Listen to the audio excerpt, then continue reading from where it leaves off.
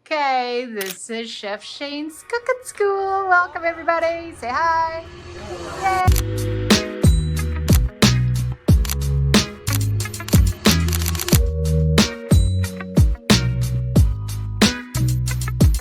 Hi there, how we doing? So today we're going to be cooking a few things. I got just going to show you guys the fundamentals of just kind of soup making. We're going to do a veggie kind of curry coconut soup today, as well as we're going to do a veggie base creamy mushroom soup. Creamy, when I mean creamy, it's going to be made with coconut milk. Okay, so these are some of the soups that we have commonly prepared here. And yeah, after that, we're going to do just a little bit of a salad dressing preparation as well, too. So I'm going to show you just the basics and fundamentals of making a salad dressing. And then we'll compose a salad together. I'm not going to toss it because we're going to eat it a little bit later, but we'll kind of throw it together and just show you guys, what it's like. So I have this device here, which is kind of nice. It's a little loud, but anyways, it does the trick. So I just so happen to have all my vegetables done up here in advance, so that's pretty nice, and I don't have to chop it up in front of you guys. It takes a little bit of pressure off me when I'm cooking in front of everybody. As much as I do this every day, when you have all the eyes on you, it definitely can be a little nerve-wracking. What kind of oil was that? So this is an organic extra virgin olive oil. I source it from Costco, and it's a great olive oil. I never once have had a rancid olive oil from them, and that is very common. You can taste it, it's bitter, it's not good. So yeah, it's a great olive oil. I like it. And it's very, not inexpensive, but it's definitely not as much as most high-end olive oils. So yeah. So first thing you do, get your pan hot. I don't want it smoking. I don't want it I just want a nice little sizzle when I drop it in there. Here I have prepared just carrots, onions, celery, and some peppers here. Just kind of set aside, and I'm just going to go ahead and add that. And these are the basics, like onions, celery, and carrot. That should be basically in every soup. Now, if you're keto cooking, it's a little different. You can still have a little bit of carrot, a little bit of onion in there, but you're gonna more add like celery, peppers, that kind of thing. So you're gonna have to depend on other vegetables for those like root kind of flavors. You know what I mean? Leeks is a good alternative because it doesn't have as many carbohydrates as onions do. So yeah. What we're going to do with this guy here is basically saute it. And when I mean saute, I mean just keep it moving. You can let it sit for a bit. Saute usually derives from the Latin word jump. So normally you saute in a pan, but you can do it in here too. We're going to cook that just until it goes a little translucent. You guys know what I'm talking about, mostly? Just want to get that flavor to develop in there. That way, that flavor will transform into that soup. So, yeah. And I have garlic set aside for this as well. And I don't want to add the garlic right now because that garlic's just going to go to the bottom pot and it's going to burn. Garlic burns really easy, so you want to set that aside. Just until I have about a minute left to cook it.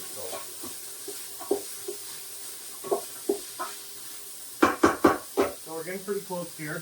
I have some other veggies I'm going to add to this as well. I got some chopped up kale. I got some chopped up yams. I got some spices here.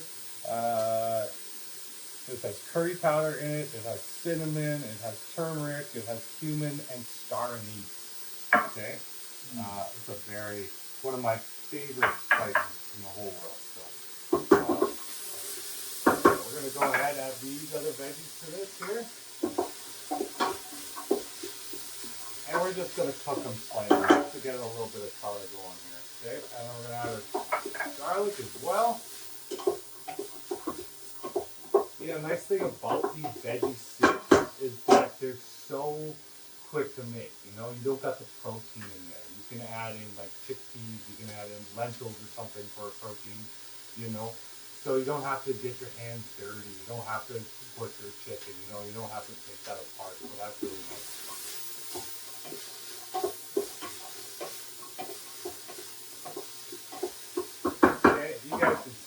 here. See, just sweating the flavors out. That's what I'm doing. I'm just trying to get the flavors out. Okay, and I'm gonna add my spices to this. And this is how you cook the spices out. This is when you add the spices, because this really brings out all the oils, everything in there, kind of deal. So we add that there.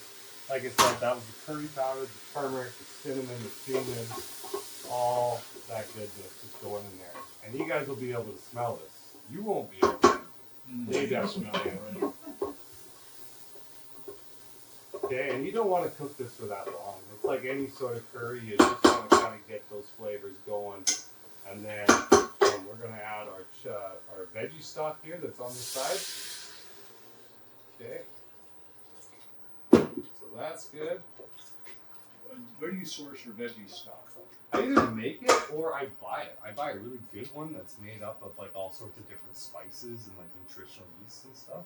And it's a great product. I have it kicking around somewhere. Sorry, it's right here. And it's just a great little veggie bouillon. And now if you don't have time to make your own veggie stock, and even if you do, this is a great thing to add to your veggie stock just for more flavor, because it's got all sorts of goodness in it. So, yeah. Well, can you show the label? You betcha. You can get it in cubes as well. You can get it in cubes as well, yeah. I try not to get that one though, because it does have palm oil in it. And I just prefer this one, and that just keeps it together. I just prefer this one. So this is the product that we have. Yeah. Okay, so moving on now. I also have some coconut milk here, and this is just gonna go boom right in here. 2 cans, that's it. And after we do this, we're basically smooth sailing.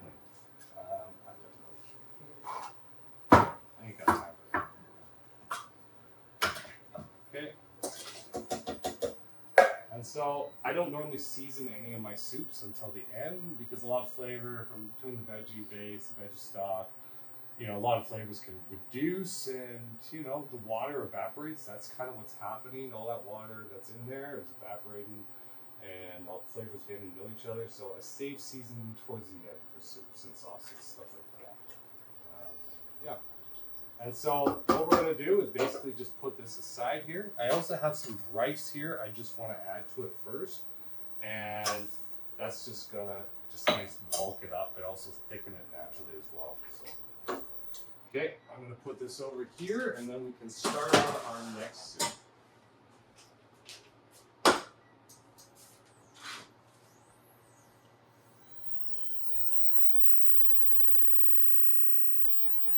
Okay, so this is going to be a cream of mushroom. Now, the cream of mushroom, I don't like to use heavy cream here a lot of the time, because finding a good source for it is pretty hard. And as well, I just don't think having those things, it's a very inflammatory thing, so I just try not to use it that much. So coconut milk is just a great substitute. You cook it down, you reduce the water content from it, and it's just, you don't even notice that it's actually coconut, so it's just a really good substitute for that, and I personally use it at home now for that reason. So okay, so like I said, every soup, I start with onion, celery, and carrots. And now I have a little bit less onion and carrots in here due to the keto, because it's a keto recipe here. And so that's usually what I do for that. You still need those flavors in there though. And if you don't feel like you want to add those things, you can substitute different things, like maybe some beets and more celery. Okay? So we're going to cook this just a little bit. I normally like to add just a little bit of thyme to this, so it's something I forgot to prepare ahead of time. No pun intended. You didn't have time? I had time, I just forgot. Okay. And thyme, mushrooms, and garlic are like best friends. I'm telling you, this is like one of my favorite things is like for a side, is sauteed mushrooms. like whole mushrooms, garlic, thyme, and just a splash of white wine, and tons of butter. It's just, you can't go wrong with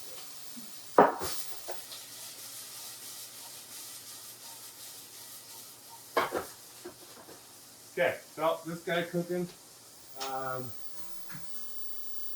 Like I said, we let this go until it's about translucent here. We can kind of see through the onions. Everything's starting to look cooked down. And just remember, we're going to blend this soup here. So if you want to bring that over. Okay. Okay, we're going to add a garlic to this here.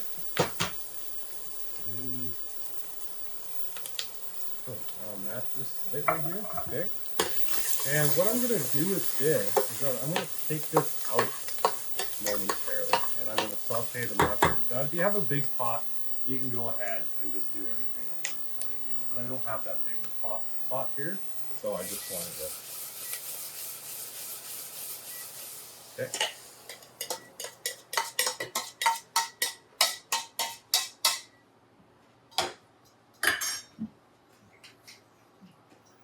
Okay, and mushrooms take a lot of fat, and when you're using a good fat like this is very anti-cancer from Dr. Sean Caesar, and so I try to use that in everything. And whether you know it or not, I just sneak a splash in there. And I mean, extra virgin olive oil, that's been used for a long time for a lot of different things, so I definitely agree with him on that. Okay, so, and I like to season the mushrooms and onions while this is happening here. They're like little sponges. It also helps get rid of the water content in there as well. So that's very important when you cook the mushrooms, because that's usually what they're mostly made of. A lot of chefs will say not to wash mushrooms, but I'm like, they're like 90% water. How can they retain any more water? So I say bullshit. They're usually a lot of times they come in dirty, and I'm like, just wash them. So this is a blend. I got portobellos, I got crimini, and as well as I got shiitakes. Shiitakes being one of the very anti-cancer fighting foods, and I just try to throw in whatever I like. I've been sourcing them from just a local store in Lumby, and they've just been amazing. Like I've never seen such high quality mushrooms before, so it's really cool to see that. Okay, so like I said before, I got my onions, I got my garlic, I got my celery and carrots all sitting right here. Mushrooms are sauteing here. Once I get some flavor developed in here, I'm going to add everything. I'm going to add the veg stock and then the coconut milk. We're going to simmer that, and then we're going to puree that. And of course, I like just pureeing it, so I like leaving a little bit of chunks too. So just a preference.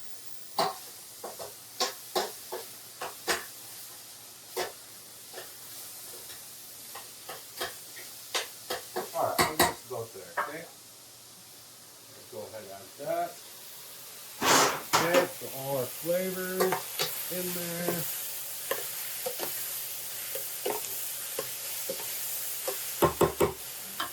Okay, we got a veggie broth here.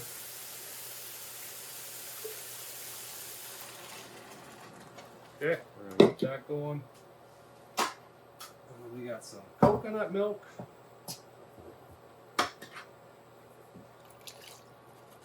Okay, and the nice thing about this, if you don't add enough liquid, you can add some later on, you know what I mean? And if you add too much of it, you know, that's the more worrisome part, because then you got to reduce that water down and get it boiling. You really shouldn't boil a soup, you know, you should always just simmer, let those flavors kind of meld together. Soup boiling. Yeah, so you bring it to a boil, and then you bring it down to a simmer, right? And that's the important thing, just a nice simmer on that. It's not going to be the end of the world if it boils for a little bit, though. But you know, if you're poaching lobster or something, you know, definitely a different story or something. Okay. Anyway, so we're going to bring this back up, and I'm going to set this aside.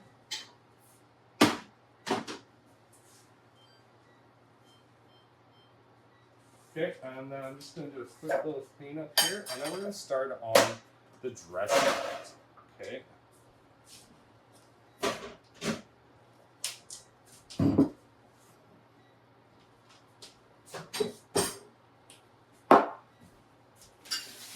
Alrighty. Okay, so like I said, I just have all this stuff conveniently ready, available for me, so that's nice.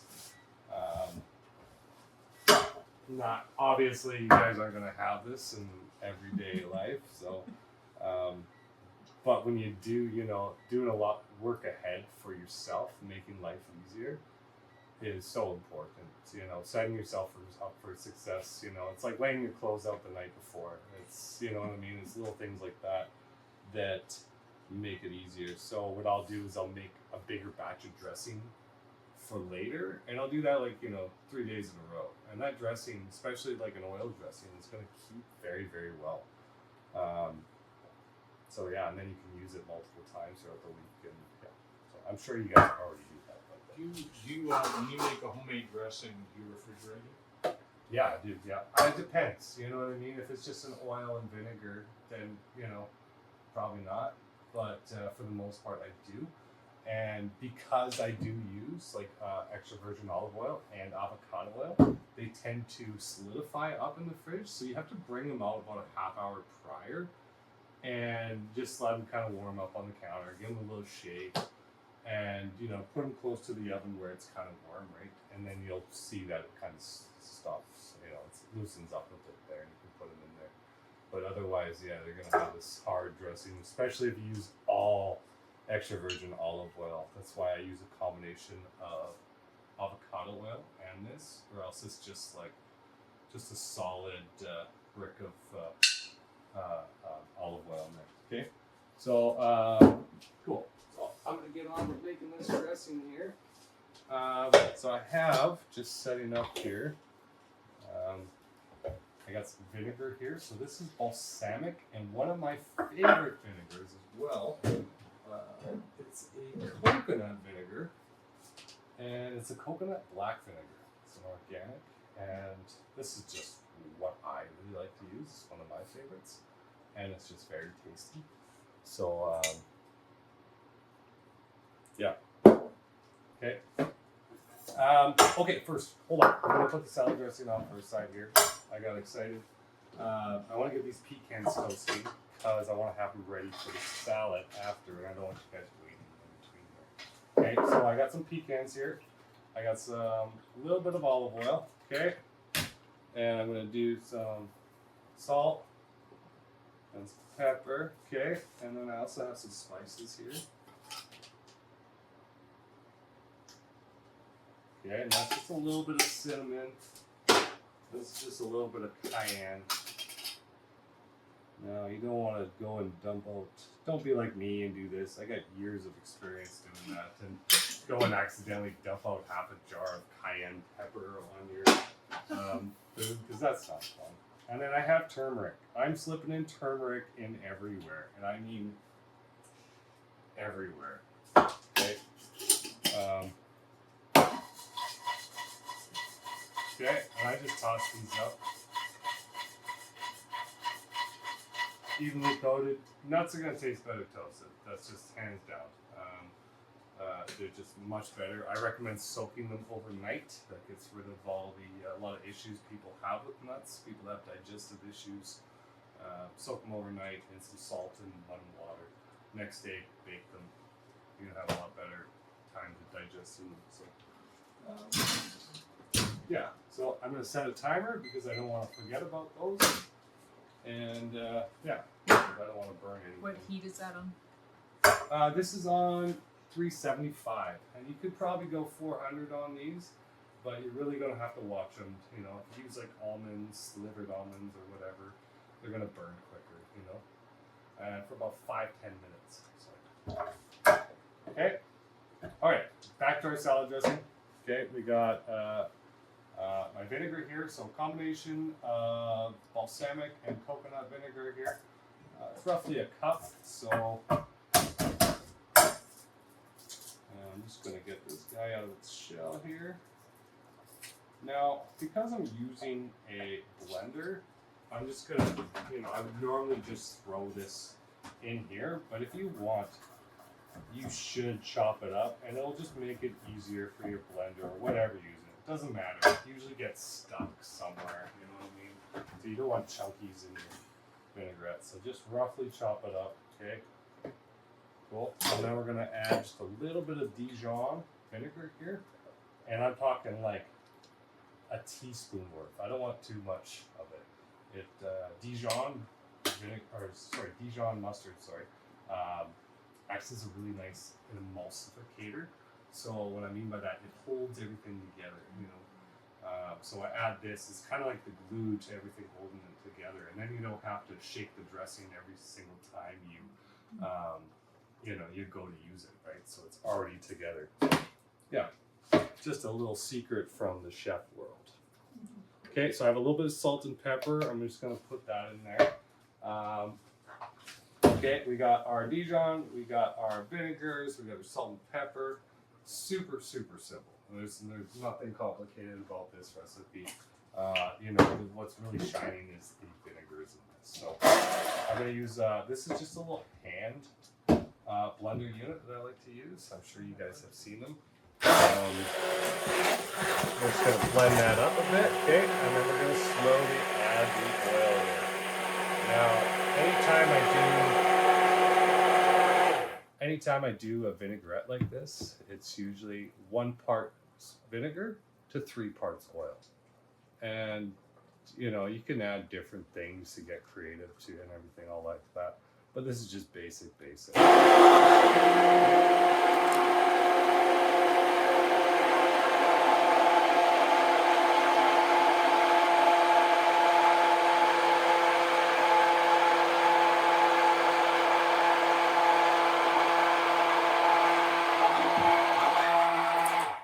And I'm adding it slowly so that it stays together. If you add it too quick, it's kind of like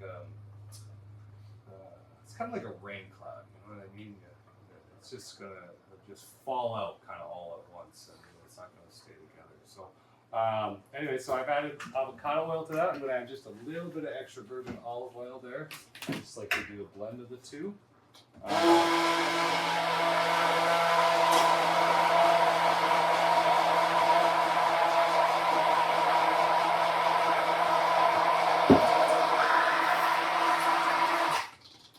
Okay, and see how creamy that is? So I call this balsamic crema. Just a fancy name, really.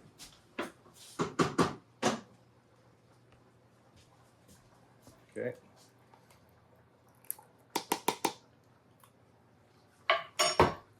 Now, so it just needs a little bit more oil in there. And if you taste like it tastes like super acidic, it just needs more oil.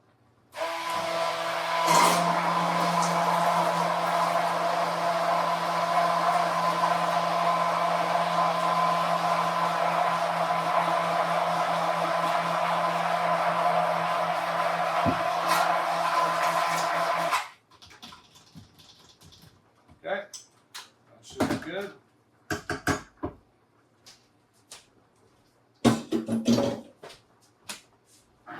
All right, so we're going to get our dressing together here. I get our salad going and just kind of assemble it. I'm not going to toss it yet because we're not eating until later. So, how much dressing you like on your salad, that's entirely up to you. I usually just put enough for the flavor to make sure it's all good. And so today we're doing spinach. We're doing a spinach berry salad. Those are my pecans.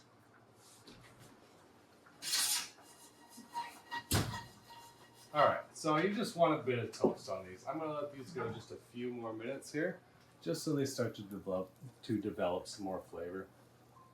It just makes a world of difference. What do you have the oven on when you toast them in the oven?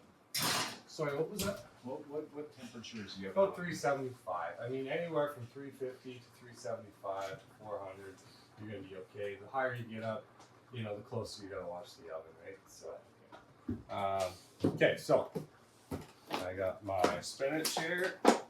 Okay. And this is a nice organic spinach I get here. And most of the time I get a nice local blend, but it's varies on what time of the year. So. Okay, so I got this guy here. I like to stack my salads up. They just look prettier, and that makes me happy.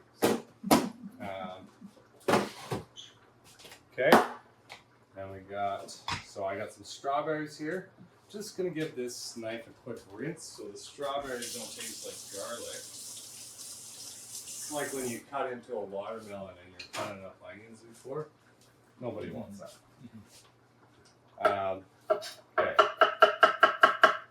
Okay, so I'm just going to cut up a few strawberries. And I'm just taking the tops off here just a little bit. So nobody usually likes those.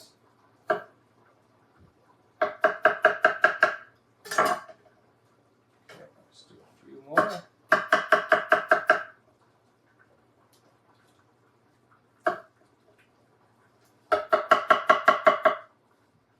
Okay, so we're going to flip that over here. This is going to be beautiful, just beautiful, just beautiful. Okay, I'm just going to grab my pecans. Oh yeah, see, those are perfect. That's nice. So we got a little bit of turmeric on them, so it looks a little yellow here. Okay.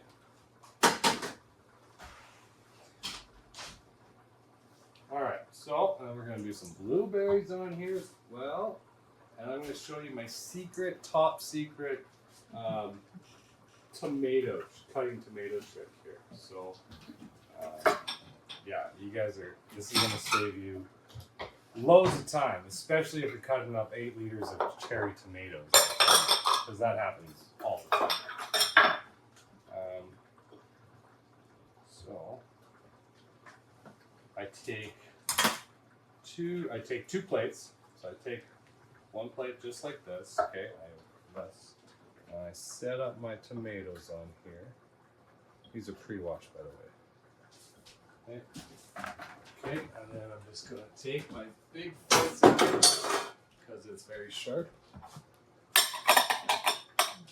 Okay, I'll go like this. Okay, bada bing, bada boom. Yeah, I tell you, I only learned this a few years ago, and all the prep that I've done with these could have been saved. So, and you take a bigger plate to do more of them. So that's that. Okay. So I have this beautiful, beautiful local goat cheese. It is one of my favorites, and I used it at my own restaurant when I ran it. And it's called Happy Days Goat Cheese. It's sold in the Okanagan. Now, I imagine you'll have troubles, but if you do find it, it does have a very long shelf life. So buy it, stick it in the freezer, you know what I mean, and pull it out for the special occasions. So anyway, so I'm just going to put the goat cheese over top here. Okay. We got this. That. Boom, bing, boom. Okay. Wash my hands here quickly.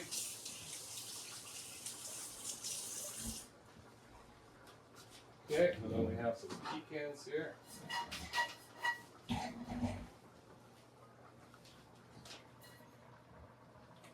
Okay, and that's that right there.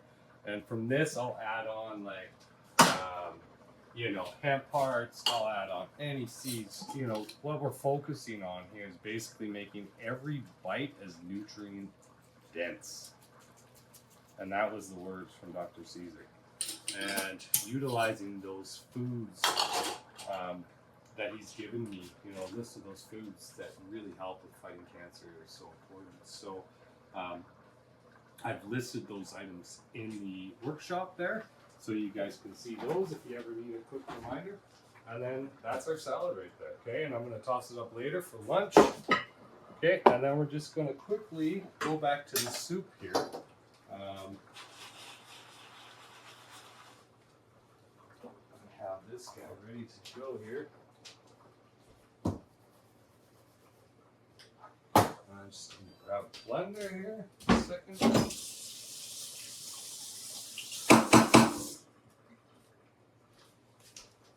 Okay, so this is our keto soup here. Just a cream of mushroom. I just like to blend it. You can use a blender, you can use a blend stick, whatever you want. That's all that matters.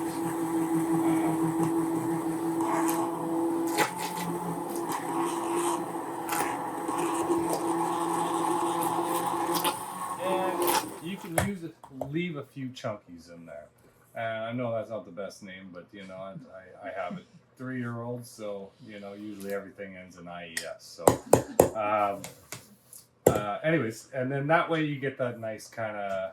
A lot of people grew up with cream of Campbell's, and I don't want to mention that name, but you know, a lot of people are used to that generic kind of tasting soup, and that's what a lot of people want. So this soup kind of goes towards that, but you know, succeeds it by a mile. So I think you guys will definitely like this one.